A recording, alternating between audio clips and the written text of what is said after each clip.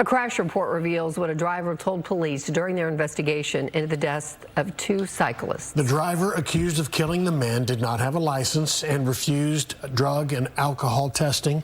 The crash happened last December in Pilot Point. Fox 4's Amelia Jones is in studio tonight with more from that report. Amelia. Heather, Steve, according to the crash report, the driver was also speeding and not paying attention. When family and friends learned about the details in the report, it only increased their desire for accountability. A Texas Department of Transportation crash report reveals new details into the crash that killed cyclist Scott Magis and Andre Coker.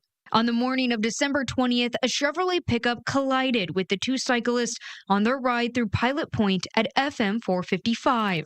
Pilot Point police say the driver drove a short distance after the crash, then quickly returned before officers got there.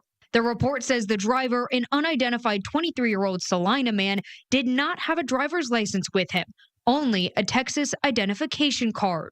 It stated he refused blood and alcohol tests. Several charges were listed, but he has not officially been charged with a crime. The way I view it, there are no accidents. This was a crash. Tommy Johnson is a friend of Magis and Coker. Johnson used to ride with them as members of the Frisco Triathlon Club. This was very preventable just through, conscientious driving. The force of the crash threw the men off their bikes. They were taken to the hospital where they later died from their injuries. Since their death, the cycling community has rallied around the families and worked to raise awareness for road safety. The group held a Santa run on Christmas Eve in honor of Magis and Coker. It is, of course, a big shock, and they're going through all the different stages of grieving. But they have a really strong family support and community support around them. When Johnson learned the additional details in the report, he believes the driver should be held responsible. What I hope happens is an arrest, charges, a trial, and prison time.